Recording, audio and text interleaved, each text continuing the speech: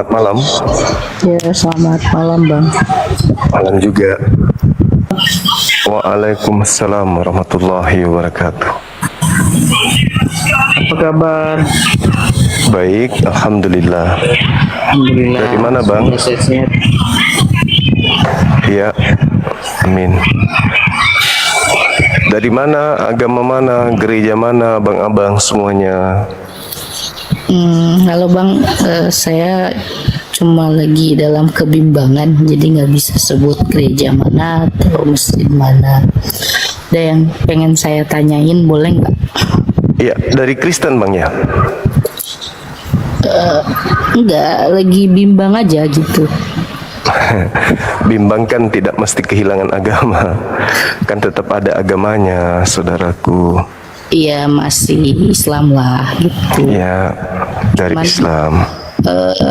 ada apa ya, pergumulan hati kali ya, kayak katanya suatu hari nanti Yesus atau Nabi Isa itu akan kembali turun ke bumi katanya kan. Iya. Jadi saya tuh bimbang. Sedangkan tidak ada nabi setelah Nabi Muhammad, ya kan?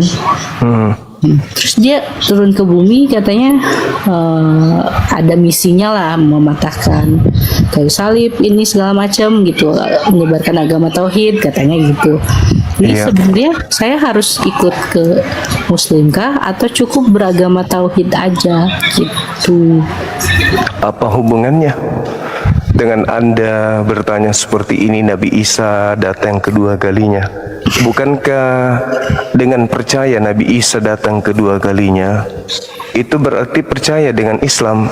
Karena Islam yang mengajarkan Nabi Isa alaihissalam saya mau ini untuk yang kenapa kedua sih kali. abang cuma kalau live itu selalu bahas agama Kristen? Emang nggak ada duit kah dari membahas dari agama kita orang Kristen? Karena agama Kristen Enggak, itu, maksud saya kenapa harus membahas agama kita gitu loh? boleh saya jawab? Boleh. Ya, agama Islam itu datang membahas agama-agama di luar Islam. Jadi Anda jangan membatasi Islam membahas materi keislaman. Innalladzina amanu yuqatiluna fi sabilillah walladzina kafaru fi sabilit tagut faqatilu awliya asyaitan inna kaida syaitan kana daif. Perintah di dalam Al-Quran saya untuk membantah, untuk menghalangi, untuk memerangi orang-orang yang berjuang di jalan tagut untuk menyesatkan manusia.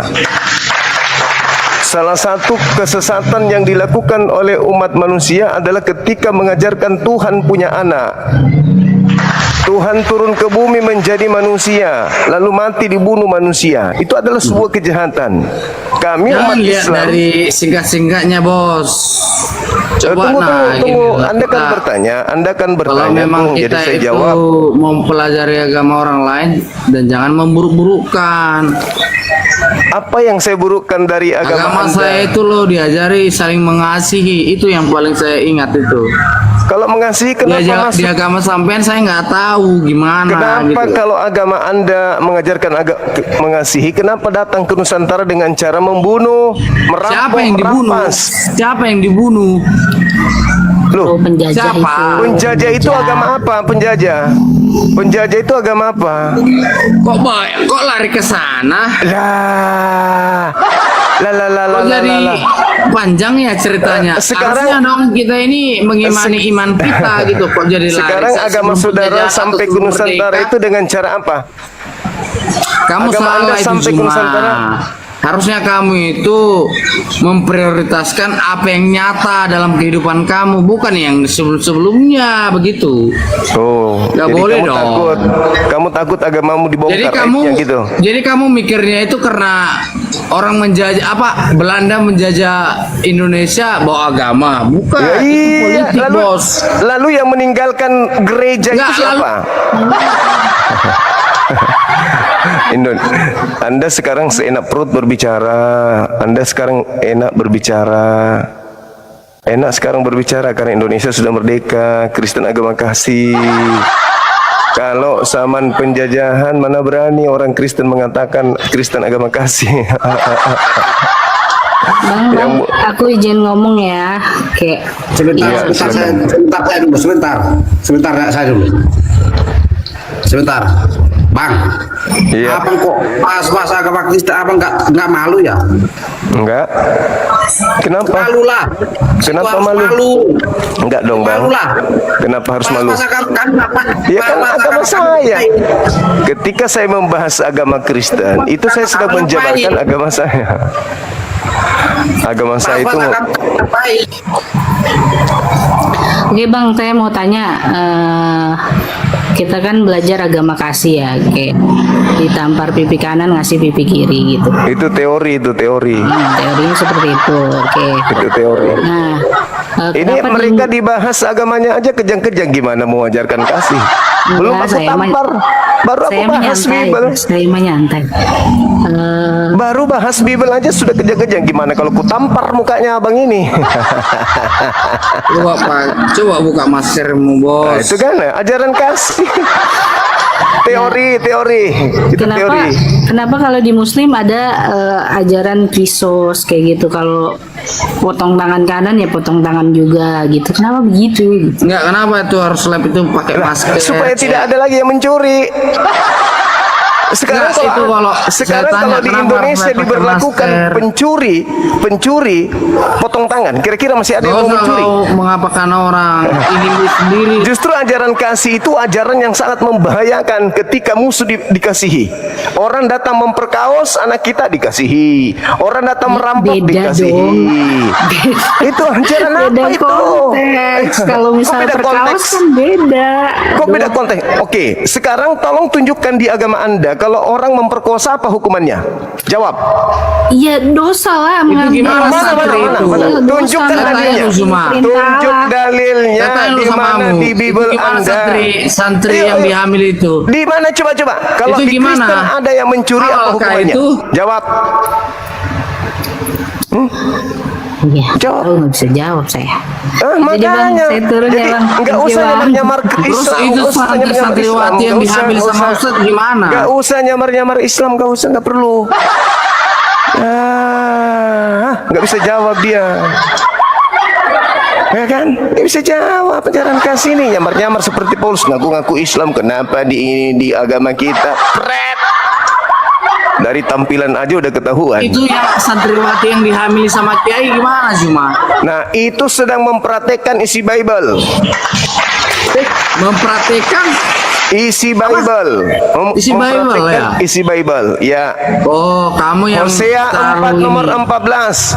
Aku tidak akan menghukum. cerita kitab sama Aku saya. tidak akan menghukum anak-anak gadismu jika mereka Oh, bersinah. jadi itu masuk ke Dan surga gitu. menantu-menantumu perempuan tidak akan aku hukum apabila mereka bersundal.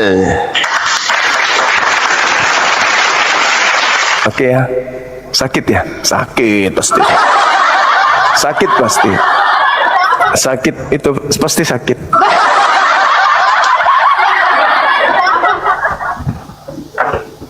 Sakit. Tahu dengan inimu, agamamu. Gak usah orang ceritain agama orang kalau agama kita belum beres. kalau malu begitu, dong. Oke, selamat malam. Kalau Selamat begitu cabut dalil yang ada di Biblemu. Ini Jadikanlah seluruh bangsa menjadi pengikut Kristen. Cabut ayat itu. Oke, selamat malam. Pergilah ke seluruh dunia, jadikanlah seluruh bangsa menjadi muridku. Cabut ayat itu. Enak aja kau mau jadikan orang seenak perutmu.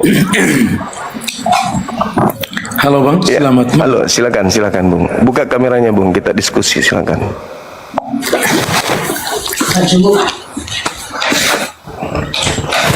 Kameranya gimana nih? Tinggal diterima Bang. Aku udah undang, silakan. Oke, selamat malam. Ini Ya, apa nih? malam. Topik di atas Yesus Menerima kekuatan. kekuatan. Katanya Tuhan Bang, dia terima kekuatan. Iya. Yesus menerima kekuatan. Iya. Itu apa gimana itu Bang? Itu penjelasannya gimana? Penjelasannya. Ya, Yesus- Anda dari mana dulu? Anda dari agama apa ini? Saya apa? Protestan. Protestan. Nah, Anda lah yang harus menjelaskan ke saya. Kan Anda Protestan, Anda yang menyembah manusia Tapi lemah yang saya butuh ini- diberi kekuatan untuk kuat. Bukan Ya, saya. Ini orang pertanyaan. awam biasa. Saya ini orang awam biasa. Saya ingin tahu sedalamnya Oke. Yesus menerima kekuatan. Saya Oke. minta penjelasan dari Bang Juma. Oke, baik. Menurut saudara, apakah Tuhan itu maha kuat? Tuhan itu maha segalanya, maha kuasa. Termasuk maha lemah? Ya, maha lemah pun, ya pokoknya semuanya lah. Maha Termasuk kuasa, maha segalanya. maha lemah juga? Maha lemahnya, ya kalau setahu saya itu nggak pernah dengar maha lemah. Iya, berarti Maha- tidak segalanya maha berarti. segalanya. Kalau maha segalanya berarti maha lemah juga. Maha bodoh, maha tolol, maha menjijikkan. Ya kalau itu sih saya nggak pernah dengar itu apa agama mengajarkan kita untuk kebaikan gitu Bang. Ya, tapi kalau ada Tuhan maha lemah, maha tolol, itu bukan kebaikan itu. Kalau Kalau ada Tuhan Tuhan maha lemah mati dibunuh itu manusia, itu setan, bukan kebaikan itu. Ya kalau Tuhannya malam itu bukan Tuhan, itu setan. Oke. namanya, itu setan. Nah, betul. Iblis. Nah, kalau begitu apakah Yesus Tuhan? Yesus ya memang Tuhan. Kenapa dia lemah? Dia nggak lemah ya Bang. Nggak Kenapa lemah dia menerima kekuatan dari malaikat? Kalau dia Tuhan. Karena dia itu satu hakikat Satu hakikat dengan apa? Allah. Loh, kenapa dia menerima kekuatan? Bukan. Katanya kekuatan satu hakikat dengan sang pemilik kekuatan. Berarti dia kuat. Tapi kenapa dia menerima kekuatan? Ya dia memang kuat Bang, dia memang kuat. Dia Kenapa dia masalah. menerima Dia kekuatan? sama Kenapa? aja di atas satu hakikat. Jadi Kalau dia tuh satu, kuat. kenapa satu hakikat kok menerima kekuatan? Dia menerima kekuatan dari siapa lagi? Dari malaikat. Dari malaikat. Iya. Bukti bahwa dia bukan Tuhan.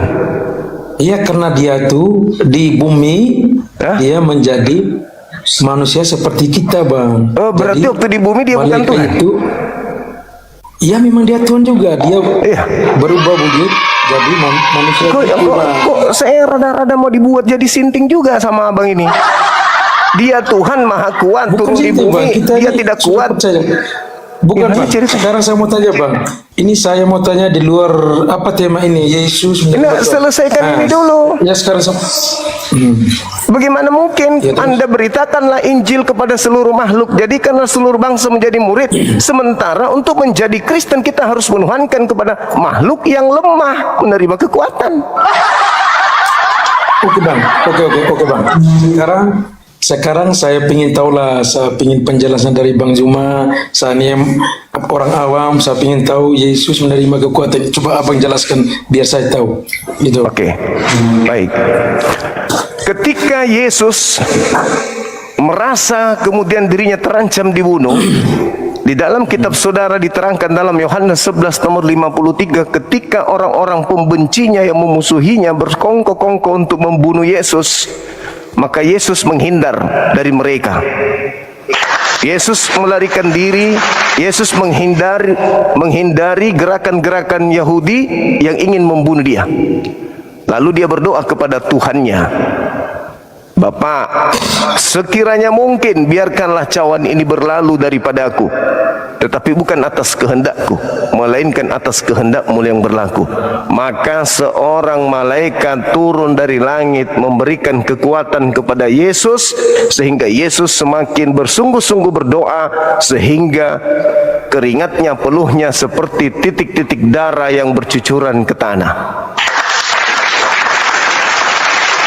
Katanya rohnya Tuhan. Memang tubuhnya manusia, tapi rohnya Tuhan. Kok ada Tuhan ketakutan pada malaikat? Bang, gini bang, Ya. Tuhan Yesus itu kalau di agama kita Muslim itu dipanggil apa bang? Di Muslim gitu, Yesus terjadi bang. Ya. Ya. Ada dua. Dia bisa jadi Dajjal, iblis, bisa jadi dia adalah Nabi Isa alaihissalam. Dalam kajian Kristologi yang sering Bang Zuma bedah bersama teman-teman Kristiani, ada sebuah paradoks besar mengenai klaim ketuhanan Yesus. Jika kita merujuk langsung pada teks Alkitab mereka sendiri, salah satu argumen kuat yang sering beliau angkat adalah peristiwa di Taman Getsemani yang tercatat dalam Injil Lukas pasal 22 ayat 43 hingga 44. Di sana tertulis dengan sangat jelas bahwa ketika Yesus menghadapi situasi kritis menjelang penyaliban, dia mengalami ketakutan dan kecemasan yang amat luar biasa, bahkan keringatnya digambarkan seperti titik-titik darah yang bertetesan ke tanah. Lalu apa yang terjadi? Alkitab mencatat bahwa datanglah seorang malaikat dari langit untuk memberi kekuatan pada Yesus. Nah, poin kritisnya ada di sini. Logika teologis mana yang bisa membenarkan bahwa seorang Tuhan pencipta alam semesta, pencipta para malaikat, justru berada dalam kondisi tak berdaya, ketakutan, dan membutuhkan bantuan serta penguatan dari makhluk ciptaannya sendiri, yaitu malaikat. Jika Yesus adalah Tuhan yang Maha Kuasa, Dia tidak mungkin mengenal rasa takut dan mustahil membutuhkan intervensi atau pertolongan malaikat untuk menguatkan mentalnya. Peristiwa ini secara gamblang membuktikan pandangan Islam bahwa Yesus atau Nabi Isa alaihissalam adalah murni seorang manusia biasa dan utusan Allah Subhanahu wa Ta'ala yang memiliki keterbatasan, bisa merasa takut, dan sepenuhnya bergantung pada pertolongan Allah yang dikirimkan melalui malaikatnya. Ya, kalau di Kristen yaitu Yesus Kristus. Kalau di Muslim Nabi Isa alaihissalam ya bang. Ya, mungkin kita nih bang di dunia, ya mungkin kita di dunia ini mungkin salah tafsir gitu bang. Enggak salah tafsir bang. Kalau di Al-Quran jelas Nabi Isa alaihissalam memang diajarkan kepada kami, Nabi Isa itu diberi kekuatan oleh Allah. Memang betul. Al-Quran surah Ali Imran ayat 55. Di situ diterangkan bahwasanya Nabi Isa alaihissalam diangkat oleh Allah Subhanahu wa Ta'ala. Lalu dalam surah Al-Baqarah ayat 253, Nabi Isa alaihissalam, wa ataina Isa bin Maryam bayyinat wa ayyadnahu biruhil qudus. Nabi Isa alaihissalam itu diperlengkapi dengan diberi kekuatan, yaitu Roh Kudus. Al-Quran menjelaskan itu. Nah, di dalam Bible Yesus juga diberi kekuatan. Berarti dia dan Nabi Isa adalah pribadi yang sama pada tataran ini, dan dia bukan Tuhan. Oh, berarti agama Islam itu menyempurnakan agama-agama sebelumnya gitu ya.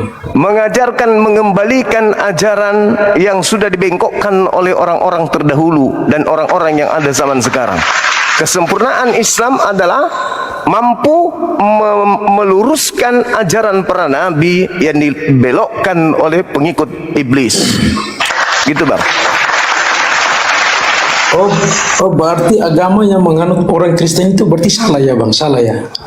Yesus sendiri tidak mengenal Kristen. Bahkan kalau kita melihat di dalam Matius 23 nomor 15, orang Kristen itu dikatakan oleh Yesus sebagai orang neraka yang 2 kali lebih jahat daripada orang Farisi.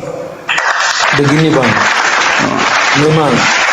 memang Tuhan Yesus itu bukan mengajarkan agama Kristen, tapi orang Kristen itu mengikut dia punya perbuatan, mengikut dia punya tingkah laku, bukan agamanya bang. Yesus mengikut pernah makan babi. Perbuatan. Yesus pernah makan babi. Ya itu dulu waktu zaman zaman itulah bang. Kalau katanya tadi mengikuti Yesus. Katanya tadi mengikuti Yesus. Tapi bang, saya punya teman orang Muslim, tapi dia makan babi bang. Kenapa? Ya, berarti dia melanggar. Dia melanggar itu, Bang. berarti. Makanya kita jangan terlalu ini sama makanan itu.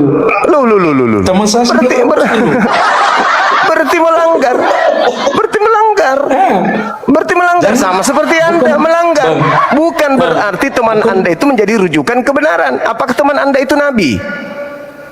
saya kadang saya bilang sini, oi kawan, nggak boleh, tapi saya kepingin enak, gitu Bang dia. Itu melanggar berarti. Bukan itu sebuah kebenaran. Makanya sama-sama kita Bang. Loh, nggak bisa dong. Kok sama-sama pula? Anda menakar perbuatan oknum dengan hukum agama itu nggak bisa. Anda aja, teman Anda aja. Islam kami melarang. EGP, mau dia Islam ke, mau apa ke? Kalau dia sudah melanggar hukum, maka itu tidak ada maaf kecuali mereka bertaubat kepada Allah Subhanahu wa taala. Itu jelas itu dalam Islam. Bang, ini saya ingin bertanya lagi nih Bang. Kenapa Pertanyaan Abang kedua. Kalau mulai saya harusnya tuh live-nya agama Islam, tentang Islam gitulah Bang. Loh, ini kajian agama Islam. Nabi Isa alaihissalam diberi kekuatan oleh Allah. Wa ataina Isa bin Maryam bayinat wa ayyadnahu biruhil kudus. Nabi Isa alaihissalam diberi kekuatan, diperlengkapi dengan kekuatan, yaitu ada Roh Kudus. Allah katakan itu. Di dalam Bible pun dikatakan, Lukas 22 nomor 43-44, Roh Kudus datang memberi kekuatan kepada Yesus. Yang menjadi permasalahan sekarang ini adalah ketika Nabi Isa diberi kekuatan, Yesus diberi kekuatan, kenapa orang Kristen justru menyembah orang yang diberi kekuatan oleh malaikat? Ya Bang, ini Bang, kita itu salah tafsir semua Bang, salah tafsir. Oh, salah tafsir. Anda yang salah sembah, bukan salah tafsir. Anda salah sembah. Bang. Loh, orang yang diberi kekuatan oleh malaikat, kenapa Anda sembah? Sudah tercantum semua di Alkitab Bang. Tercantum apa? Memang yang Anda maksud Alkitab itu apa? Firman Tuhan gitu maksudnya? Alkitab itu perbuatan Yesus atau para Ya bukan nabi firman yang Tuhan, cuman catatan-catatan yang dikarang oleh orang-orang yang melakukan penelitian. menuliskan perbuatan Tuhan Yesus. Enggak ada urusan. Pada waktu itu. Enggak ada urusan. Bukan Permasalahannya adalah kitab Anda itu bukan firman Tuhan. Kenapa Anda jadikan sebagai rujukan? Coba. Ya itu bukan itu kita salah tafsir. Bukan salah tafsir Anda ini. Anda salah sembah. Bukan lah Bang. Kenapa salah sembah? Salah sembah kok menyembah makhluk yang diberi kekuatan. Salah tafsir. Sembahnya ya udah benar gitu Bang. Bagaimana Anda mengatakan Anda sudah benar menyembah makhluk yang lemah? Bukankah yang harus disembah itu adalah yang maha kuat?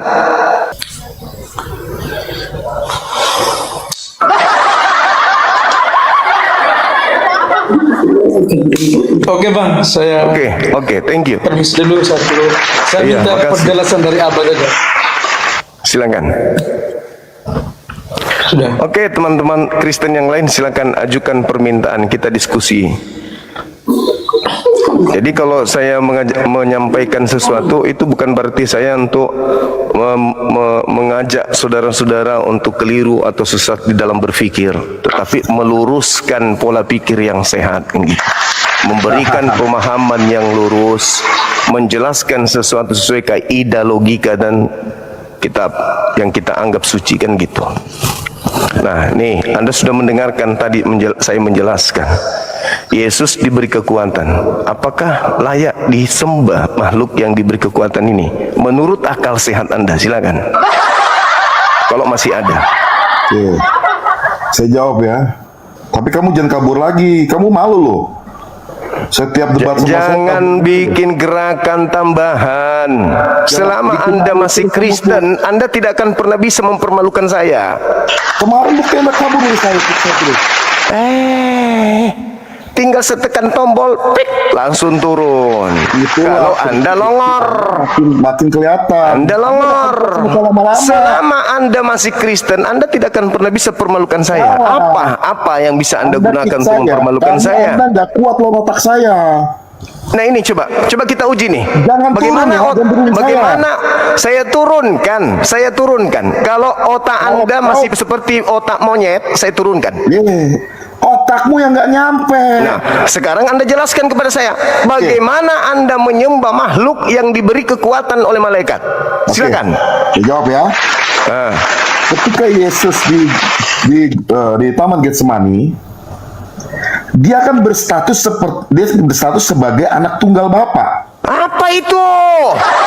Saya mengatakan bagaimana Anda bisa menuhankan makhluk yang lemah, yang butuh kekuatan, yang diberi kekuatan. Bagaimana ceritanya? Bagaimana logika Anda bisa nerima? Pelan, slow. Saya tahu kamu nggak akan menang lawan saya, nggak bakal bisa kuat lawan saya. Bagaimana saya bisa menang melawan orang gila? Ya, bukan orang gila, kau nggak mampu. Kamu orang gila, pasti kau menyembah makhluk yang lemah, itu gila namanya. Menyembah makhluk lemah dan menganggapnya Tuhan itu adalah sebuah kegilaan. Maka teman-teman ya, kalau mau belajar Kristen jangan sama dia sama saya. Kamu baik-baik. Oke, saya jelaskan. Silakan. Yesus ketika dia datang ke dalam dunia ini, dia bukan datang sebagai Tuhan. Sudah berarti dia bukan Tuhan. Dia tidak datang sebagai Tuhan, dia datang berarti dia bukan Tuhan. Berarti dia bukan Tuhan. Jujur. Dia datang bukan sebagai Tuhan. Berarti bukan Tuhan kan? Itulah salah pikirmu. Kalau dia datang bukan sebagai Tuhan, berarti dia bukan Tuhan. Teman-teman, dia datang bukan sebagai Tuhan. Berarti dia bukan Tuhan. Oke, kubalikin sama kamu. Kau datang sebagai Agus. Bagaimana ceritanya? Kau siapa? Saya. Bisa jawab kau? Kau datang sebagai Agus. Itu cuma ganti nama, kopla. Kau siapa? Itu ganti nama berarti. Sedangkan Tuhan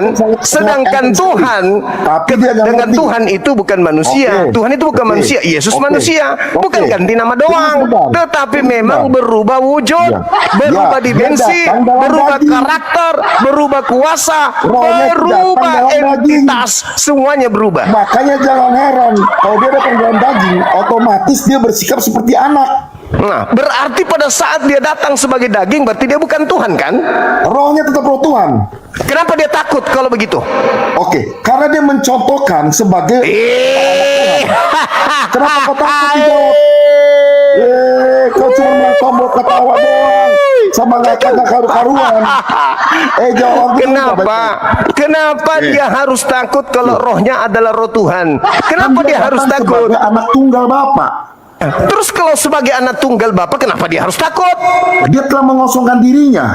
Iya, kenapa Tuhan mengosongkan diri? Loh, karena memang ada maksudnya. Iya, berarti Tuhan bisa berubah menjadi bukan Tuhan. Kagak, rohnya tetap Tuhan. Lelah. Kalau dia Tuhan, kenapa dia takut? Kenapa dia takut? Ya, karena dia datang sebagai anak tunggal Bapa, mengosongkan diri. Tapi rohnya berubah enggak? Rohnya tetap roh Tuhan. Nah, terus kenapa dia takut? Karena datang sebagai anak tunggal Bapa. Rohnya datang sebagai anak atau rohnya tetap roh Tuhan? Rohnya tetap roh Tuhan. Nah, terus kenapa dia takut? Tubuhnya itu dari anak manusia. Kenapa dia harus takut kalau rohnya tetap roh Tuhan? Dia harus meneladani kalau orang. Kenapa harus? Siapa yang bilang harus? Kenapa dia harus takut kalau dia Tuhan? Rohnya roh Tuhan, kenapa dia takut? Justru karena itu dia harusnya berani. Dia datang sebagai anak tunggal Bapa. Terus kalau datang sebagai anak tunggal, anak kedua, anak ketiga, kenapa dia harus takut, Tuyul? Karena dia mengosongkan dirinya, mengambil rupa manusia. Terus kenapa ada Tuhan mengosongkan dirinya sebagai Tuhan? Memang dia mau seperti itu supaya bisa selamatkan kita. Kata siapa dia mau berhenti menjadi Tuhan? Nah, coba tunjukkan kepada saya. Di mana dalilnya Tuhan pingin berubah menjadi bukan Tuhan? Silakan. Yohanes 1 katakan, dan diam di antara kita. Apa Apa yang diam di antara kita? Baca ayatnya, baca ayatnya. Apa? Apa yang diam di antara kita apa? Baca ayatnya. Apa yang diam di antara kita apa? Kau jangan kabur. Kau jangan Yang kabur. diam di antara Otakmu kita akan apa? nyampe Saya yang bertanya, tahu. saya nggak kabur. Ya, Apa oke. yang diam di antara Dan kita? topik saya ya. Oke. Apa yang diam di antara kita, Tuhan atau daging? Dagingnya ada di dunia ini. Tetapi Iya, rohnya memang. tidak terbatas. Loh, kok rohnya tidak terbatas, kenapa dia takut? Karena dia datang dalam daging. Tapi katanya tidak terbatas. Itu rohnya. Iya, tadi tidak terbatas, tapi kenapa takut? Itu rohnya. Iya, katanya rohnya. Tapi Kan dia kenapa datang rohnya sebagai takut? dalam rupa manusia. Katanya tadi tidak terbatas, Bang. Itu rohnya. Lah, Tapi rohnya dagingnya kan- terbatas. Kenapa rohnya takut? Tidak rohnya takut, dagingnya. Bisa nggak daging takut tanpa roh?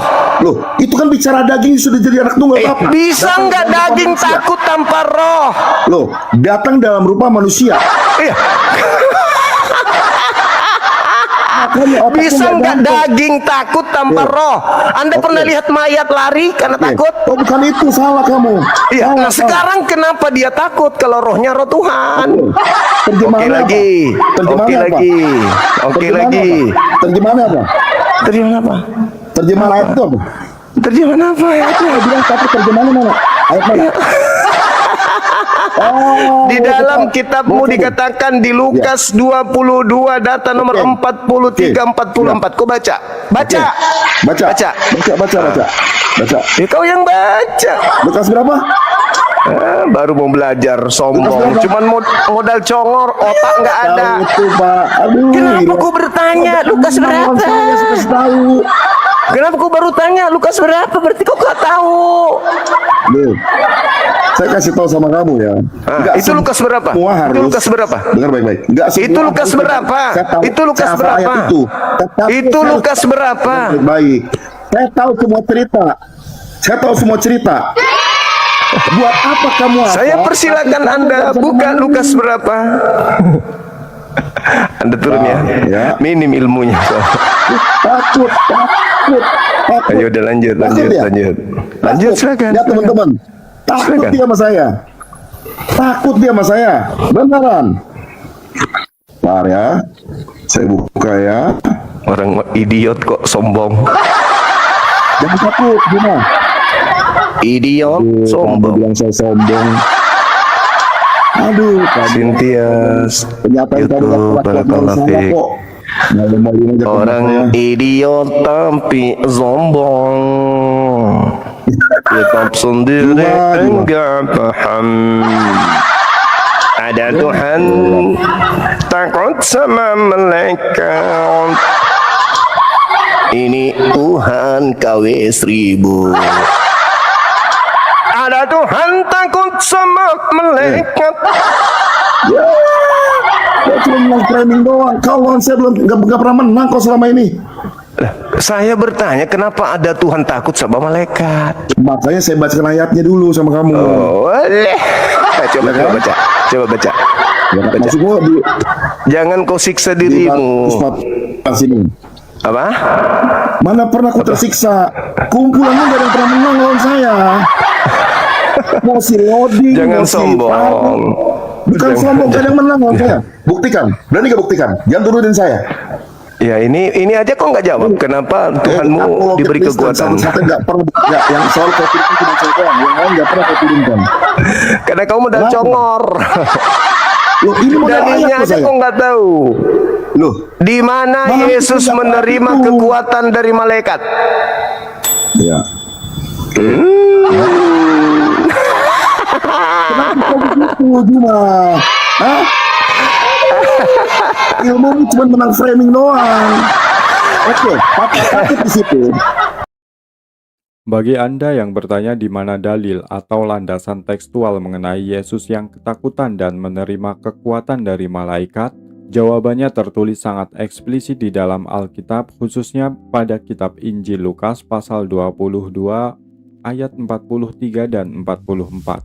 Dalam terjemahan baru Alkitab bunyinya begini, ayat 43, maka seorang malaikat dari langit menampakkan diri kepadanya untuk memberi kekuatan kepadanya. Ayat 44 berbunyi, ia sangat ketakutan dan makin bersungguh-sungguh berdoa.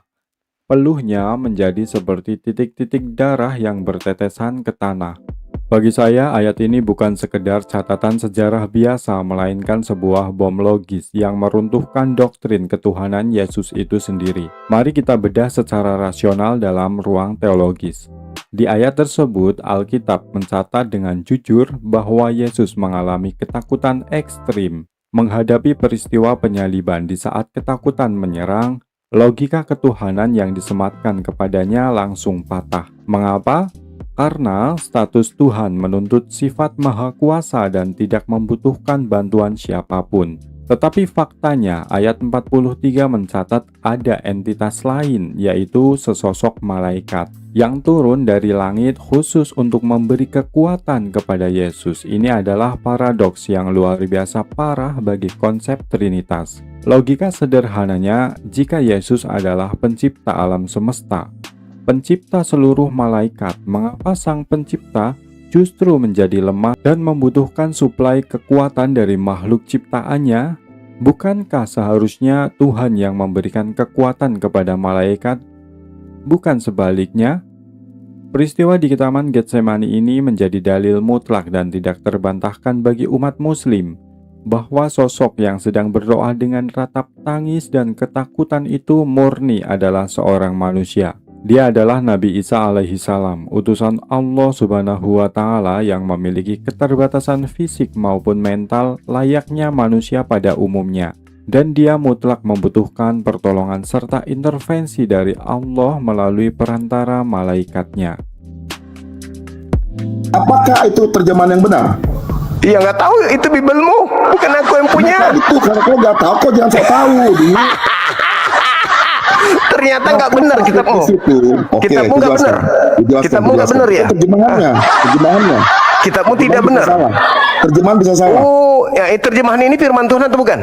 Oh, original teks itu firman Tuhan. Yang terjemahan firman Tuhan atau bukan? Itu terjemahan firman Tuhan. Kenapa bisa salah? Itu terjemahan bisa salah karena menerjemahkan manusia. Berarti firman Tuhan bisa salah. Terjemahannya bisa salah, original teksnya enggak. Berarti firman Tuhan bisa salah. Sudah kujawab dari tadi, kenapa kau ngotot? Lah, terjemahan ini firman Tuhan atau bukan? Terjemahan bisa salah, original teksnya enggak salah. Terjemahan itu firman Tuhan atau bukan? Pertanyaanmu bisa kujawab. Firman Tuhan atau bukan? Terjemahan itu. Terjemahan firman Tuhan atau bukan? Salah. Berarti firman Tuhan bisa salah.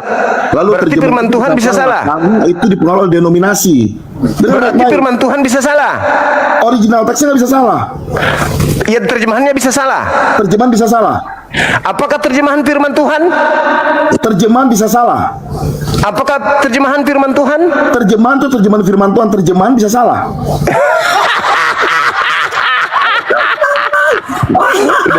Udah. Kasihan kau. Lihat di teman-teman yang kasihan.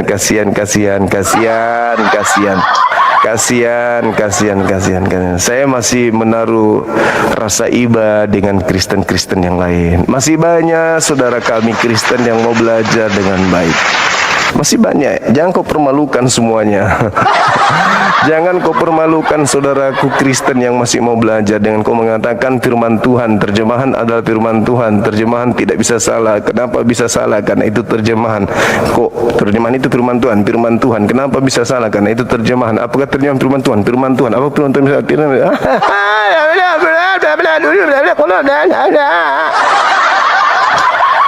Aku sudah bilang, kami tidak akan pernah menerima ilmu dari setiap lisan dari kalian. Nah, teman-teman naik ke sini tuh jangan emosi, santai, relax. Saya akan membimbing kalian, akan saya berikan konseling gratis.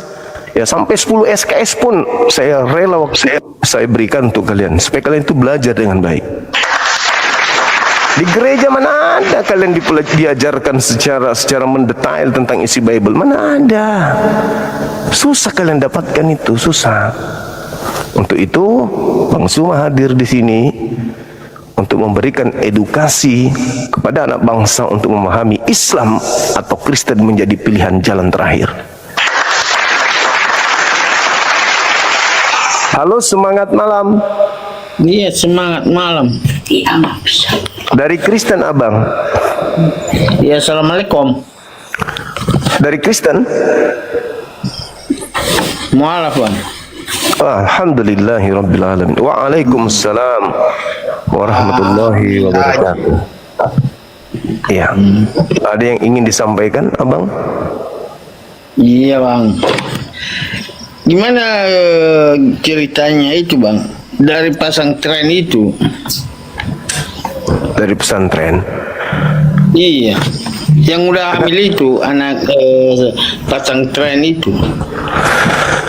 Pesantren hamil itu pesantren, melanggar Al-Qur'an, melanggar perintah. Dalam Al-Qur'an la taqrabuz zina.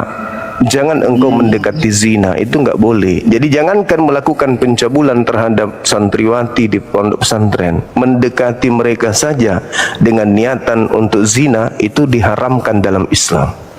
Jadi di Indonesia ini kan beredar sebuah kitab yang bernama Bible, dan itu menjadi bacaan bebas oleh kalangan manapun. Di dalam Bible diceritakan tentang pencabulan, persinahan. Aku tidak akan menghukum anak-anak perempuanmu ketika mereka berzina. Menantu-menantumu perempuan tidak akan aku hukum apabila mereka bersundal. Belum lagi di dalam Bible ada orang bapak-bapak diperkaos oleh dua anak gadisnya secara bergantian sampai anaknya hamil. Sangat bisa jadi mereka pelaku-pelaku yang tadi Anda sebutkan itu membaca dari situ. Iya toh? Aku tidak akan menghukum, aku tidak akan memberikan ganjaran apabila anak-anakmu perempuan melakukan ini, melakukan itu. Lah, itu kalau anak-anak perempuan membaca, ya bisa jadi itu diperhatikan. Apalagi kalau sudah tak ada kendali iman di sana. Tidak melihat, tidak menyadari bahwa Tuhan itu Maha menyaksikan, Tuhan itu Maha melihat. Itu yang bahaya itu bang. Kalau sudah kayak begitu. Nah, Tuhannya umat Islam Maha melihat, jadi tidak ada ruang bagi umat Islam untuk berzina. Karena Tuhannya umat Islam Maha melihat. Kapan kau berzina, dimanapun kau, Tuhan melihatmu. Nah, Tuhan Anda Yesus Maha melihat enggak?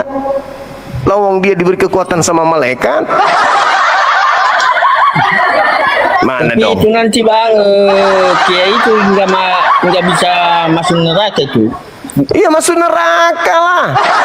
Kalau dia tidak bertaubat, taubatan nasuha, minta maaf kepada seluruh yang menjadi korban, dan korban-korban ini tidak memaafkan, dia harus mempertanggungjawabkannya di api neraka jahanam. Assalamualaikum. Waalaikumsalam. Pura-pura mu'alaf juga Bang Hantu? Saya Muslim. Oh, kirain pura-pura mu'alaf juga kayak pengikut Paulus ini yang di atas. Ya, gimana? Saya mau bertanya, bagaimana saya bisa yakin adanya surga dan neraka? Anda mati aja, mati. Anda mati. Anda mati. Kalau Anda mati, Anda pasti tahu. Karena di saat ini kan masih ranah iman. Jadi kalau Anda ingin yakin sepenuh hati, ya tanpa kemudian Anda mempertebal iman berdasarkan kaidah Islam, Anda boleh mati, izin. Ada baygon, minum, coba. Saya pastikan Anda akan tahu neraka itu seperti apa. Begitu saudaraku Hantu. Halo saudara Never, masih mau menyamar mu'alaf? Itu aja tadi bang, cuman kapan terakhir Anda ke gereja? Tadi nggak masuk neraka yang udah. Oh, masuk tadi. neraka. Iya, Masuk neraka, nggak sama seperti di agama Anda. Semua dosa sudah ditebus. Kristen itu bukan hamba Tuhan, Bung. Kristen itu bukan hamba Tuhan lagi. Kristen itu anak Tuhan. Makanya Kenapa Kristen bilang itu bang? Memang dalilnya begitu kok. Paulus yang mengajarkan kalian bukan lagi anak Tuhan, bukan hamba Tuhan, tapi kalian adalah anak-anak Tuhan. Ayo. Udah pernah jumpa nggak Abang Juma sama Tuhan Yesus? Enggak. Mana Enggak, biasa tapi dia. Enggak ada Abang KTP-nya dia Juma untuk beli bilang-bilang tiket ke begitu. Indonesia. Apa? Kenapa Abang Juma bilang kayak gitu? Paulus yang mengatakan itu, Paulus. Terus sama Abang Juma, Paulus bilang kayak gitu. Di dalam Bible Anda toh. Bible mana itu, enggak ada itu di Bible. Di dalam Galatia 4 nomor 7 coba. Galatia 4 nomor 7 coba Anda baca. Coba saya pingin dengar. Al-Quran itu Bang. Yang baru Anda baca. di apa itu dihafal, dibuat itu. Galatia Di Al-Quran 4 nomor 7. Kamu bukan lagi hamba Tuhan, tapi kamu anak-anak Tuhan, pewaris surga. Cie. Cie, cie, Kalau emang cie. abang sudah apanya itu bukan begitu. Iya kan, kayak suaranya itu bukan begitu caranya. Cie, cie. Bang, kenapa di agama Anda itu diajarkan menyamar? Kenapa? Enggak ada itu Bang. Kenapa? Aku tanya dulu. Kenapa di agama Anda itu diajarkan untuk berpalsu-palsu ria? Itu kenapa? Filipi 1:18. Kenapa? Itu, Bang. Yang dikarang-karang itu Pak Bang. Filipi 1:18. Dalam agama Kalian bisa dengan semangat Islam palsu, itu yang dibilang Bang dengan Juma, cara dikarang-karang mengelabui, dengan cara berpura-pura. Filipi 1:18. Kenapa bisa kayak begitu? Enggak ada itu sama agama. 1 Korintus 9 nomor 20, 21, 22. Bisa menjadi apa saja demi mengelabui orang. Karangan Abang Juma itu. Hei, dalilnya 1 Korintus 9. Karangan Abang Juma itu yang dibuat. Agama Anda itu memang suka berpura-pura, suka yang palsu-palsu ria. Semuanya dipalsukan. Semuanya dipalsukan. Anda masuk ke sini mengaku mu'alaf. Apakah itu bukan palsu? Palsu. Anda ngaku mu'alaf tadi. Iya, mualaf. Nah, kalau Anda mu'alaf, sholat maghrib itu berapa rakaat? Iya, ini palau lah dia Pak.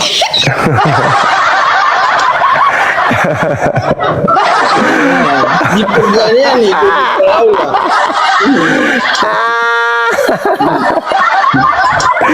Gini bang.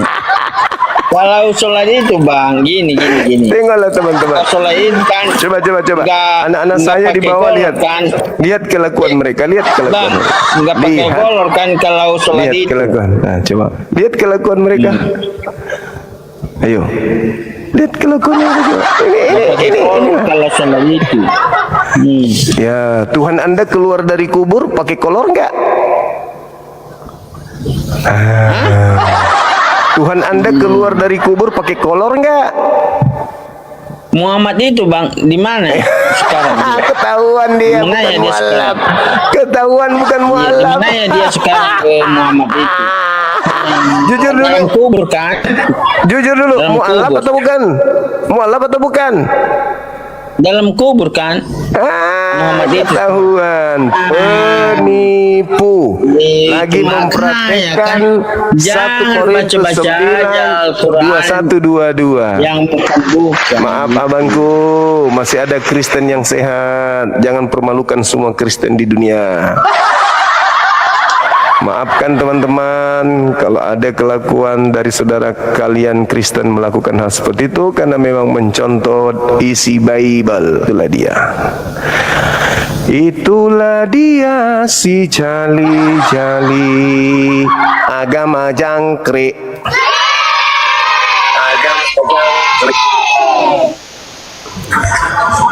Kalau Bang Juma punya ilmu, silakan hadapi saya. Boleh.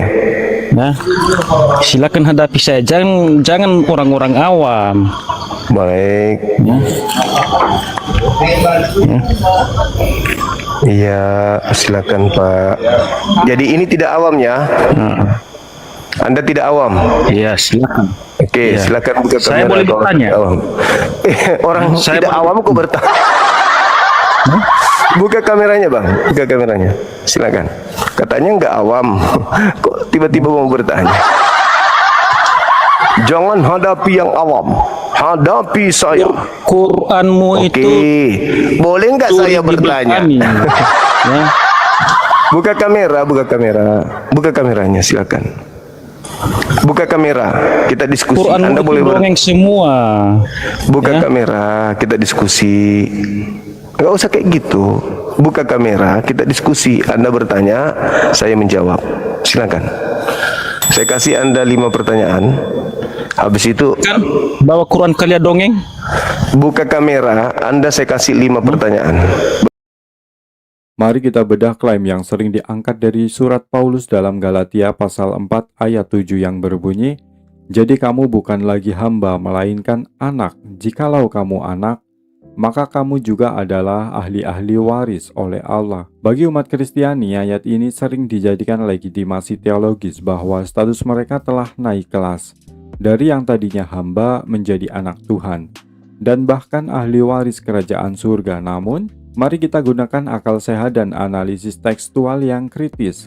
Pertanyaan mendasar saya sebagai seorang muslim, mengapa doktrin ini justru datang dari surat-surat Paulus dan bukan dari lisan Yesus langsung di dalam Injil? Di dalam Injil, Yesus berkali-kali mengajarkan doa yang kita kenal sebagai doa Bapa kami. Dalam doa itu tertulis, "Ampunilah kesalahan kami." Logika hukum waris dan kekeluargaan dimanapun, seorang anak kandung atau ahli waris tidak meminta ampunan layaknya seorang pelayan atau hamba yang takut dihukum tuannya. Terlebih lagi, Yesus sendiri dalam Matius 4 ayat 10 dengan sangat tegas berkata, "Sembahlah Tuhan Allahmu dan hanya kepada Dia sajalah engkau berbakti." Kata berbakti atau dalam bahasa aslinya mengarah pada peribadatan adalah mutlak tugas seorang hamba, bukan seorang anak yang setara dengan bapaknya. Oleh karena itu, dalam pandangan saya, Galatia 4 ayat 7 ini adalah murni doktrin buatan Paulus yang mencoba menggeser konsep ketauhidan yang murni. Paulus merombak ajaran lurus Yesus yang menempatkan manusia sebagai hamba Allah, diubah menjadi konsep anak Allah, agar terdengar lebih manis dan menarik bagi bangsa-bangsa non-Yahudi saat itu. Jadi Islam datang meluruskan hal ini menjadi hamba Allah atau abdullah bukan sebuah kehinaan, melainkan derajat spiritual tertinggi manusia di hadapan penciptanya. Sang pencipta tidak melahirkan dan tidak dilahirkan, sehingga konsep kehubungan antara manusia dan Tuhan selamanya adalah pencipta dan ciptaan, majikan dan hamba, bukan bapa dan anak dalam arti teologis, biologis maupun hak waris. Nggak mau Berturut-turut. saya buktikan nggak? Habis itu Quran Anda boleh kalian dongeng. turun atau saya bertanya satu pertanyaan. Gitu. Silakan. Nggak, Buka biar saya kamera. buktikan.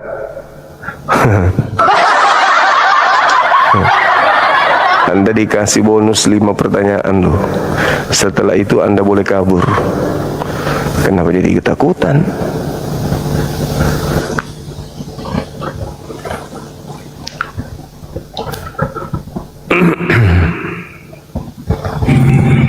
Halo, semangat malam saudara Christian. Oke, selamat malam dulu Bang Juma. Iya, buka kameranya Bang, kita diskusi. Bagaimana dulu kabarnya Bang?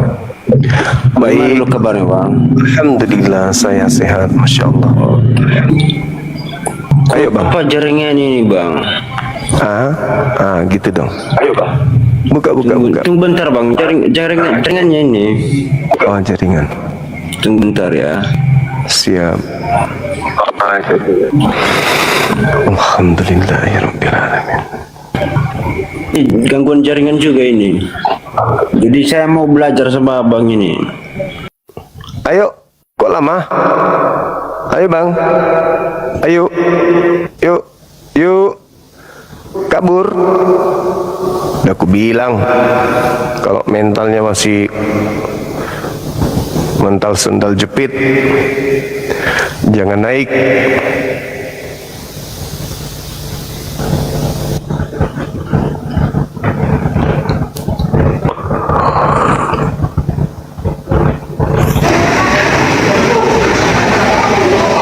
Halo, semangat malam. Ya, malam. Buka kamera, Bang. Ya. Ini ada tema, silakan. Bagaimana bisa sembahan saudara diberikan kekuatan sama malaikat? Saya sedih mendengarkan itu. Silakan. Kita paparkan dulu. Maksudnya itu Yesus yang mana gitu kan. Harus biar paham. Di dalam Lukas 22, Tuhan Anda berdoa dan doanya didengar dan dikabulkan oleh penciptanya. Lalu penciptanya mengutus seorang malaikat untuk memberikan kekuatan kepada Tuhan Anda.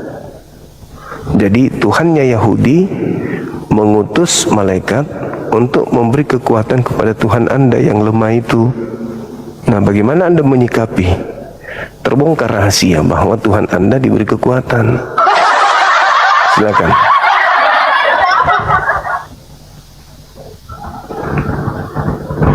Enggak, poinnya apa? Esensinya apa ini? Tuhannya Yahudi, Ya, pencipta.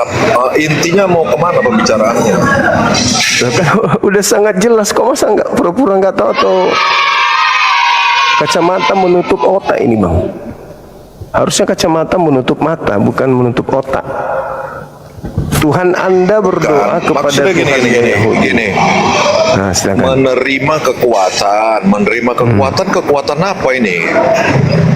Ya, Anda lihat kekuatan apa? Mungkin kekuatan supaya dia bisa makan kacang lengkap kulit atau apa? Aku pun tak tahu. Makanya kalau nggak tahu premis judulmu ini masih ngambang. Biar jelas dulu poin pembicaraan mau kemana. Tuhan saudara berdoa kepada Tuhannya Yahudi, sehingga Tuhannya Yahudi mengutus malaikat untuk mencas, karena Tuhan Anda lobet. Nah, saya ingin tahu, kok bisa Anda orang Indonesia punya otak, katanya anak Tuhan, tapi kok otaknya kayak anak kucing? Makanya gini deh. Tuhan di dalam kekristenan itu disebut Yesus Kristus. Kalau itulah Anda yang cuma aku bilang. membahas tentang Yesus, bukan, Anda ini nggak paham. Makanya kalau berbicara tentang Yesus yang secara antropologi, Anda kan dari tadi membahas sosiologi, Tuhannya Yahudi. Ya gimana kita mau berdebat, pengetahuan Anda nggak ada tentang Tuhan itu. Anda, Jadi apa yang mau didebatkan? Tuhan Anda bernama Yesus itu berdoa kepada Tuhannya Yahudi yang bernama Elohim atau Yod-Heh-Vav-He itu, supaya Tuhannya Yahudi Elohim mengutus malaikat, memberikan keselamatan, memberikan keputusan kepada Yesus terhadap perkara yang Yesus hadapi. Tuhannya Yahudi menerima doanya, mengabulkan, mengutuslah malaikat untuk turun ke bumi, memberikan asupan sayur bayam kepada Tuhan Anda supaya kuat kayak Popeye. Nah, Anda orang Indonesia punya otak, makan tahu, makan tempe. Bagaimana Anda menyikapi diri Anda yang sedang sadar, sesadar-sadarnya menyembah manusia yang diberi kekuatan oleh Tuhannya Yahudi? Masih pura-pura lagi bertanya. Hanya kau nggak paham. Itu Jadi kan? dalam kekristenan itu Tuhannya itu Yesus Kristus. Jadi jangan kau sunat-sunat. Sudah Jangan kubilang, kau sunat-sunat. Tuhan Anda berdoa kepada Tuhannya Yahudi supaya diberikan kemudian kekuatan. Turunlah malaikat memberikan kekuatan kepadanya, sehingga dia semakin bersungguh-sungguh berdoa hingga keringatnya seperti titik-titik darah. Tuhan kok begitu amat. Nah, sekarang bagaimana Anda menemukan diri Anda dalam keadaan hidup? Boleh dibilang waras juga tidak, dibilang tidak waras juga waras. Menerima keadaan di mana Anda menyembah kepada sosok makhluk yang memiliki kelemahan, Jadi kekristenan sehingga dia itu, perlu Dek, dibutuhkan kondisi di mana dia menerima kekuatan dari malaikat. Enggak, nol. Itu Kau cuma narasi tapi nol pengetahuan. Apalah ini? Mau kau bahas ini apa? Tentang apa? Makanya kau membahas tentang teologi kah, kristologi kah, antropologi kah? Mau membahas tentang apa? Tuhanmu yang bernama Yesus itu menerima kekuatan dari malaikat.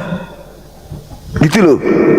Bagaimana Anda menemukan diri Anda dalam Di dalam keadaan kekristenan itu bukan mengenal sebagai sosok, bukan sebagai bentuk, tetapi sebagai firman. Makanya kau udah salah ini. Makanya kau membahas tentang apa? firman itu dibentuk berarti sudah berbentuk daging dia. Berbeda, justru di dalam Bible itu firman itu yang menjadikan segala sesuatu. Makanya di Kejadian 1 ayat 3, berfirmanlah Elohim, jadilah. Kenapa Jadi Tuhanmu di dalam menerima teologi, kekuatan dari malaikat yang mana? kalau dia Tuhan? Yang mana yang kau bahas? Secara apa? Antropologi kah? Antropo sejenis manusia kah? Atau kau mau berbicara apa? Pengetahuan apa rupanya? Menerima kekuatan dari malaikat. Tompel. Kau kalau cuma mau tampil pansos, jangan di sini. Kau pakai celana dalam, keliling kota lari, pakai sepatu perempuan, pakai BH, udah kau keliling, kau pasti terkenal itu.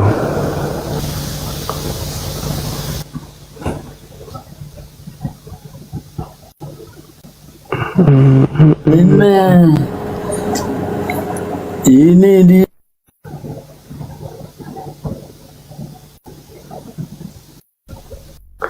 Kenapa orang tua?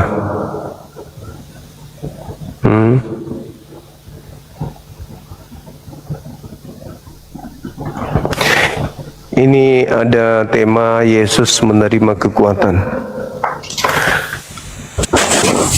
Bagaimana Pak Tua menyikapinya? Silakan.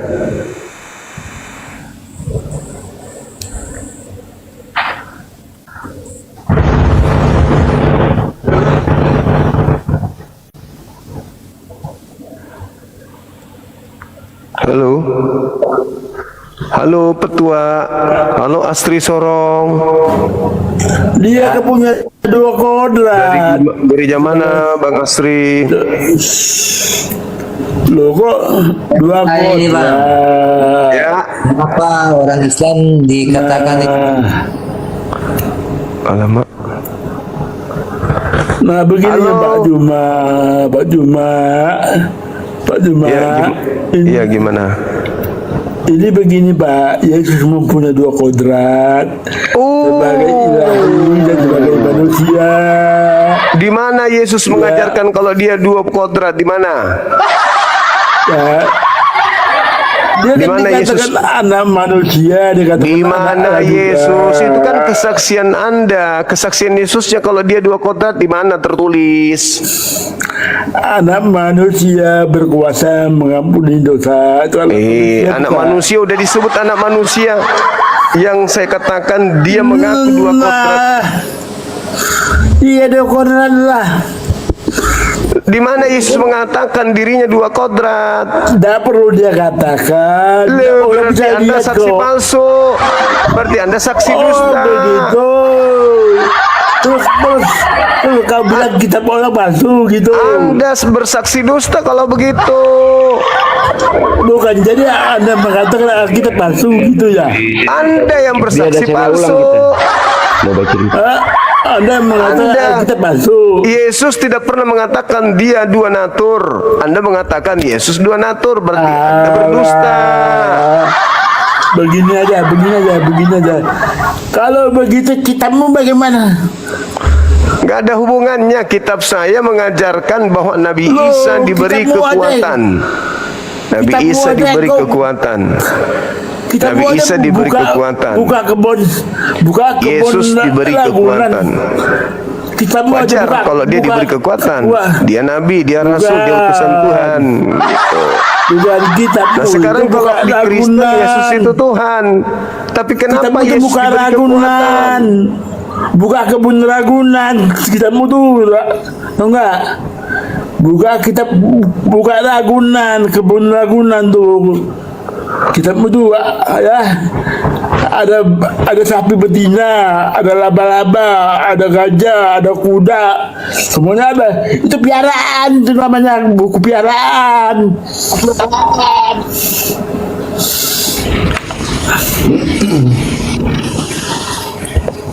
Itu cara Opung, turun opung.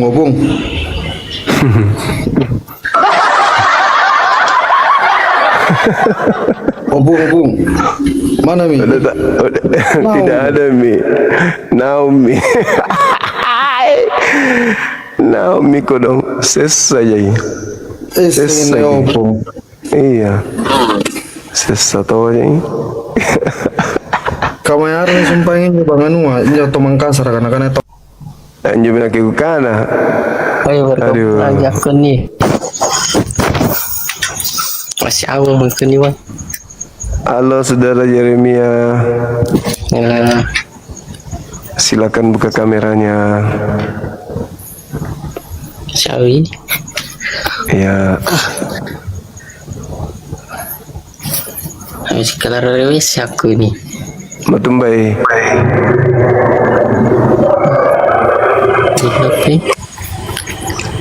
Halo, selamat malam teman-teman yang lain. Yesus menerima kekuatan ini.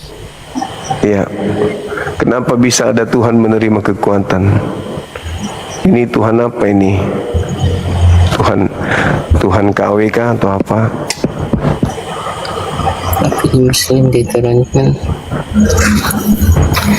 Halo, silakan buka mic-nya, anak muda. Ya jawab deh. Silakan. Bukan gigimu yang disuruh buka. Yesus diberi kekuatan. Iya, kenapa bisa Yesus diberi kekuatan sedangkan dia Tuhan?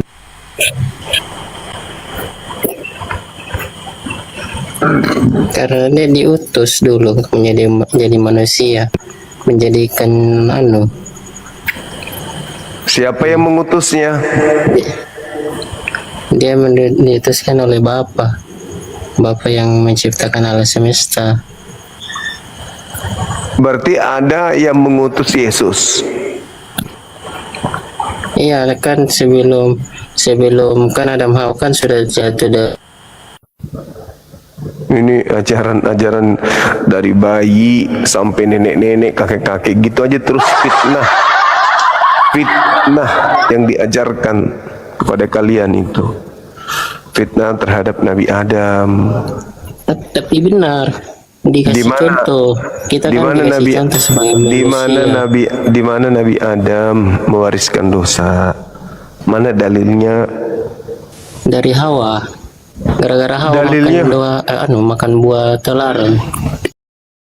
Bagi teman-teman yang mencari tahu di mana dasar atau dalil tertulis mengenai konsep doktrin bahwa Nabi Adam mewariskan dosa kepada seluruh keturunannya, teologi Kristen merujuk utama pada surat Paulus kepada jemaat di Roma, yaitu pada kitab Roma pasal 5 ayat 12. Di dalam Alkitab, ayat tersebut berbunyi, sebab itu sama seperti dosa telah masuk ke dalam dunia oleh satu orang, dan oleh dosa itu juga maut. Demikianlah maut itu telah menjalar kepada semua orang, karena semua orang telah berbuat dosa. Ditambah lagi pada ayat 19 yang menyatakan, jadi sama seperti oleh ketidaktaatan satu orang, semua orang telah menjadi orang berdosa. Nah, inilah dalil yang dipakai untuk membangun dogma dosa waris atau original sin. Tetapi mari kita gunakan akal sehat dan keadilan berpikir. Sebagai seorang kristolog muslim, Bang Zuma melihat doktrin ini sangat cacat secara logika keadilan hukum teologis. Mengapa kesalahan atau pelanggaran makan buah yang dilakukan oleh Nabi Adam di masa lalu harus ditanggung dan distempelkan kepada bayi-bayi suci yang baru lahir hari ini? Di mana letak keadilan Tuhan jika manusia divonis berdosa sebelum mereka sempat berbuat apa-apa? Bahkan jika kita menguji teks Alkitab secara internal, doktrin warisan dosa buatan Paulus ini bertabrakan keras dengan kitab nabi-nabi terdahulu. Misalnya dalam kitab Yehezkiel pasal 18 ayat 20, di sana Tuhan berfirman dengan sangat tegas, orang yang berbuat dosa itu yang harus mati. Anak tidak akan turut menanggung kesalahan ayahnya dan ayahnya tidak akan turut menanggung kesalahan anaknya. Islam datang membawa kebenaran yang sangat adil dan rasional. Dalam pandangan Islam, Nabi Adam memang bersalah karena melanggar perintah Allah, tetapi beliau sudah bertobat dan tobatnya telah diterima langsung oleh Allah Subhanahu wa Ta'ala. Selesai, tidak ada yang diwariskan ke anak cucunya. Setiap manusia lahir dalam keadaan fitrah, bersih, suci tanpa noda, dan masing-masing dari kita hanya memikul dosa atas apa yang kita perbuat sendiri, bukan menanggung dosa orang lain. Dalilnya itu dari perjanjian lama itu. Tapi dalilnya mana? Ini. Hah? Dalilnya mana? Kejadian, tunggu dulu. Ya, di mana dia mewariskan? Di mana dia mewariskan dosa kepada keturunannya? Dosa kepada keturunannya. Dia tidak mewariskan dosa. Berarti tidak ada kan dosa waris? Tapi dia jatuh dalam dosa karena iblis menggoda dia melalui ular toh. Makasih sahabat Jaka pernah. Jadi dia makan. Ya kan yang melanggar siapa di situ? Yang melanggar Hawa karena tergoda dengan godaan iblis. Nah, terus kenapa kita yang salah? Makanya karena kita sudah jatuh dalam dosa, makanya diutuslah Tuhan Yesus untuk menghapus dosa itu. Dosa karena apa? Sebelumnya nabi-nabi. Dosa apa yang dihapus? Dosa kita. Apa dosa kita? Apalagi Le? Apa dosamu Le? Boko manuk? Yang suka berbohong, suka fitnah, yang suka mencuri, yang berzina. Datang Yesus ke bumi menebus mereka gitu. Tuhan Yesus datang untuk menyelamatkan umat manusia, tapi mereka tidak percaya. Gimana mau dipercaya ajaran kayak gitu? Jadi sekarang kalau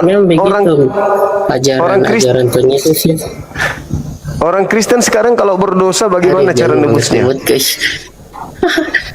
Woi, mana ada turunkan ini? Kalau orang Kristen sekarang melakukan dosa, bagaimana caranya lagi menghapuskan? Nah itu kita minta ampun sama Tuhan, tapi ya minta ampun, ujung-ujungnya minta ampun. Apa kusangin atau pura mau ditebus? Apa bertobat tuh kan dah. Bertobat lagi. Ujung-ujungnya bertobat. Kenapa nggak bertobat aja orang-orang yang melakukan dosa ini? Ngapain harus ditebus pakai mati, sandiwara, disalib lah segala macam? Kenapa nggak bertobat aja? Memang harus disalib bang. Memang harus disalib karena itu sudah tertulis. Mama. Penglihatannya Tuhan Yesus. Bodoh. Ya. Terus kenapa Tuhanmu diberi kekuatan? Masih awam aku nih. Ya, kenapa Tuhanmu diberi kekuatan?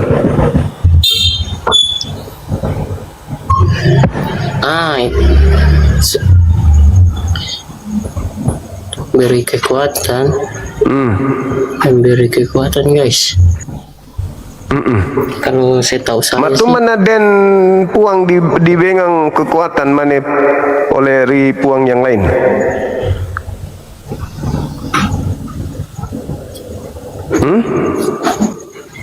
Kukira ikan Tunggu dulu nih. Ada Ini yang di dibawa Yohanes ketik terus itu. kejadian 19 kok diketik terus sih.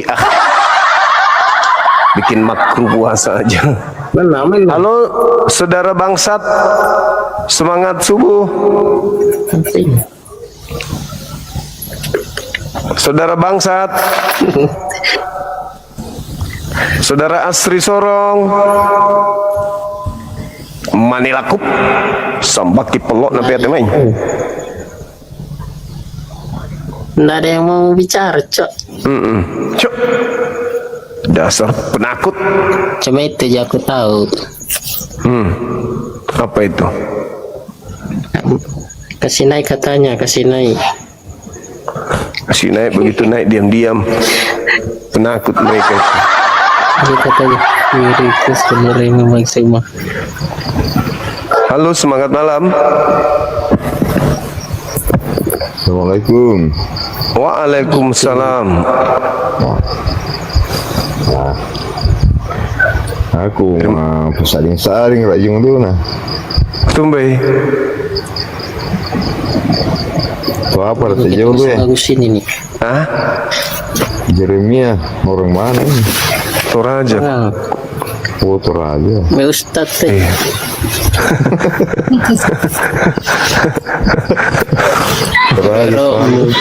Toraja bicara misal-misan nah.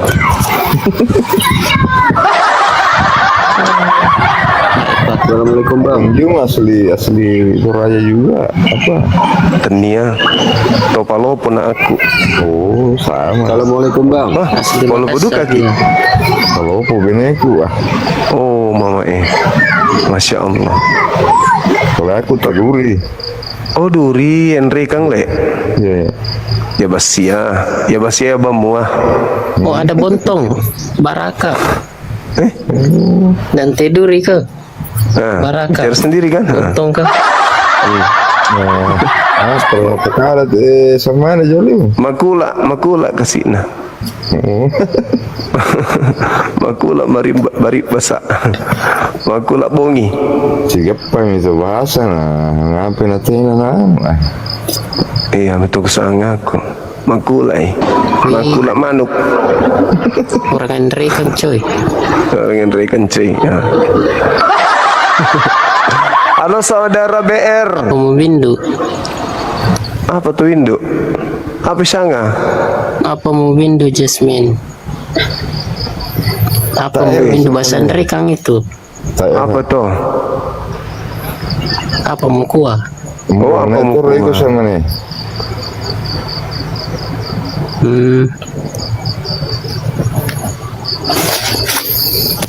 Apa nih? Ada nih Alkitabku ini. Mau belajar tapi tidak jadi nih. Ya sudah lah. Waktu aja lah.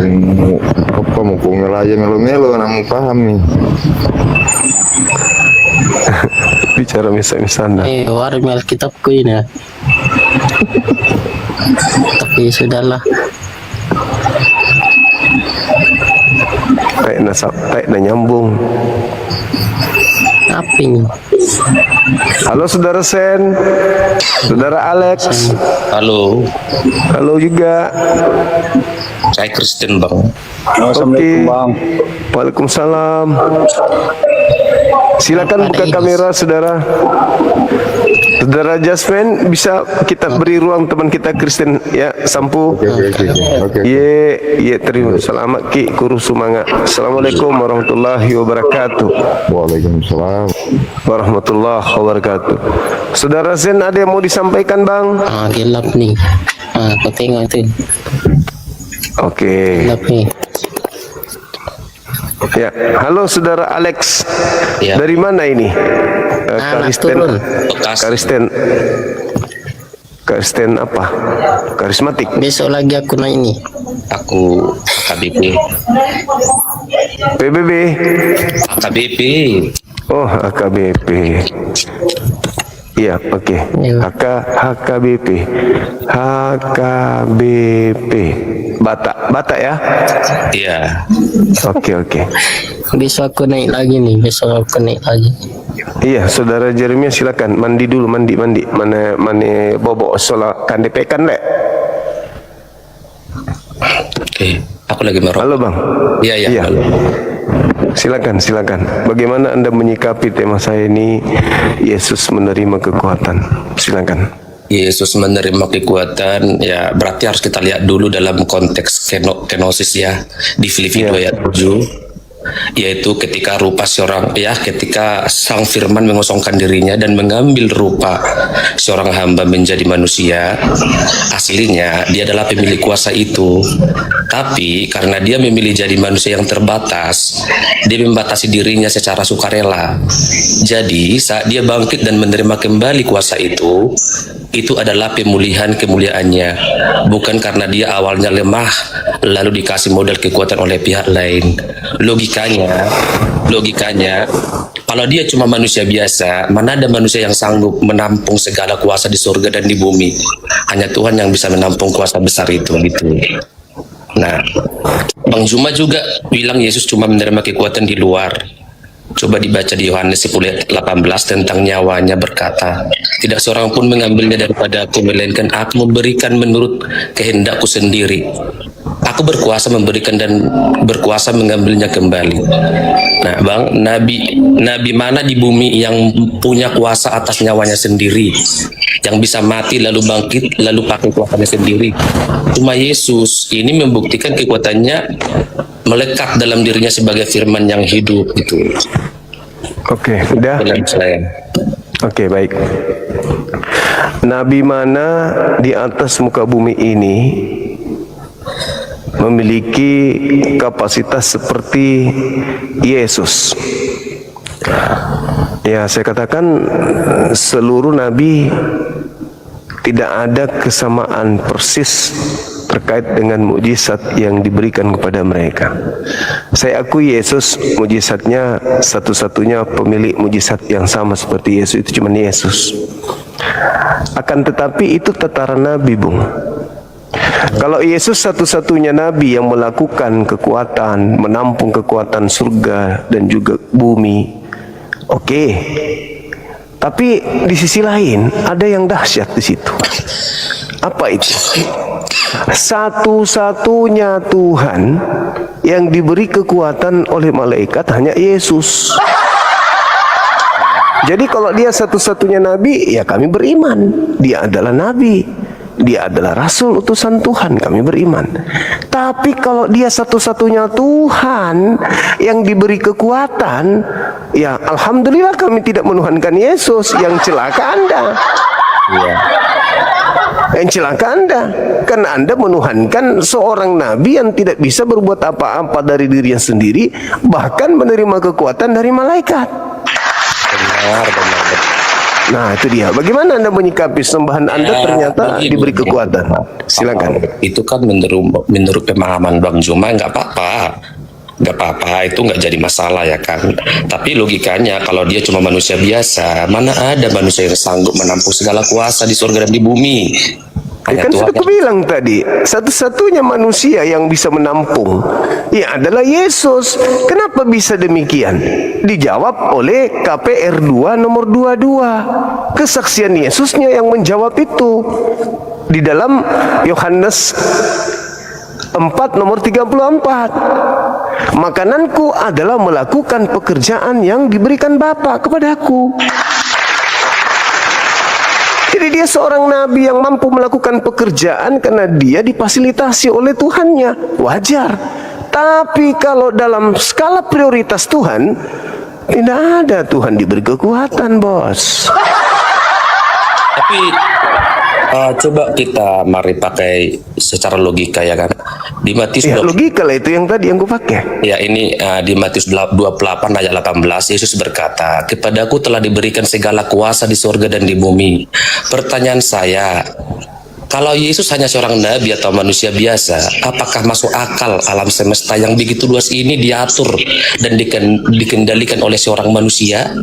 Kalau segala kuasa di surga dan di bumi sudah diserahkan total kepada di surga dan bumi sudah diserahkan total kepada Yesus, lalu tugas Tuhan yang abang maksud sekarang apa? Menyerahkan segala kuasa, berarti Yesus memiliki otoritas mutlak setara dengan Bapa. Hakikatnya tetap Tuhan, namun dalam otoritas mandat ya mesianik gitu. Oke, baik.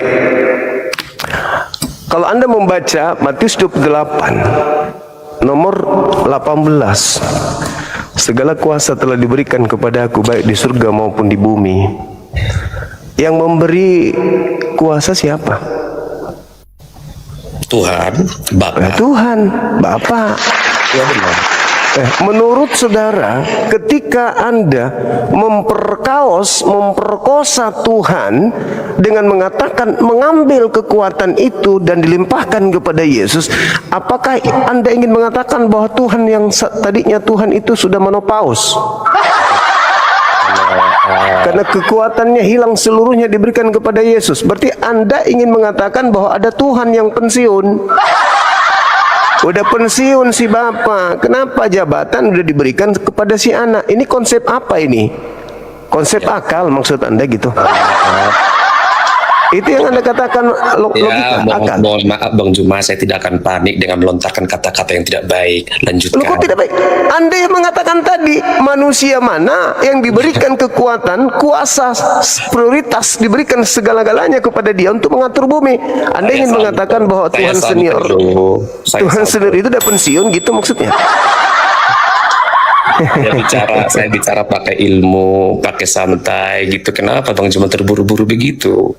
Enggak, saya merespon orang-orang cerdas itu ketika melihat riak. Jika kita bertanya manusia mana yang diberi kuasa untuk mengatur bumi, maka dari kacamata teologi dan diskusi kristologi, kita harus melihat akar masalahnya sejak manusia pertama diciptakan. Di dalam Alkitab, dalil mengenai pemberian kuasa ini tertulis jelas dalam kitab Kejadian pasal 1 ayat 28, di mana Tuhan berfirman kepada Adam dan Hawa, "Beranak cuculah dan bertambah banyak, penuhilah bumi dan taklukkanlah itu. Berkuasalah atas ikan-ikan di laut dan burung-burung di udara, dan atas segala binatang yang merayap di bumi." Namun, mari kita bedah dengan kritis. Di dalam narasi teologi Kristen, kuasa yang diberikan kepada Adam ini seolah-olah runtuh, rusak dan hilang ketika Adam jatuh ke dalam dosa akibat memakan buah terlarang. Doktrin mereka menyebutkan bahwa sejak kejatuhan itu, bumi menjadi terkutuk, dan kuasa atas dunia ini seolah bergeser jatuh ke tangan iblis, sehingga manusia membutuhkan penebusan untuk mengembalikan status mereka. Pandangan ini sangat berbeda dan bertolak belakang dengan konsep Islam yang jauh lebih mulia, rasional, dan konsisten. Dalam Alkitab, Nabi Adam diberi kuasa lalu gagal, tetapi dalam Al-Quran, surah Al-Baqarah ayat 30, Allah Subhanahu wa Ta'ala sejak awal menegaskan, "Aku hendak menjadikan seorang khalifah di muka bumi." Kata khalifah di sini artinya adalah penguasa, pengatur, atau pengelola yang diberi mandat langsung oleh Allah untuk memakmurkan bumi. Dan mandat sebagai khalifah ini tidak pernah dicabut. Ketika Nabi Adam alaihi salam diturunkan ke bumi, tugas memimpin dan mengatur bumi itu tetap melekat pada diri beliau dan diwariskan kepada anak cucunya, yaitu kita semua sebagai umat manusia. Jadi menurut pandangan saya, manusia yang diberi kuasa untuk mengatur bumi bukanlah manusia yang lemah, yang kalah oleh dosa waris, melainkan seluruh umat manusia yang sadar akan fungsinya sebagai khalifah Allah.